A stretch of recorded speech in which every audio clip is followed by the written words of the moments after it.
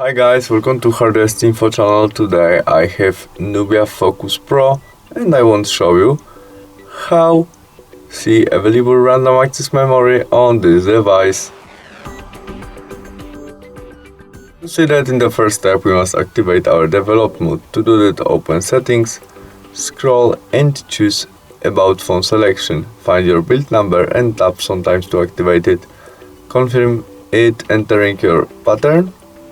And now where we are developed, go back to the main menu of our settings and choose System and Updates. When we have new additional developer option, we tap there and there first memory.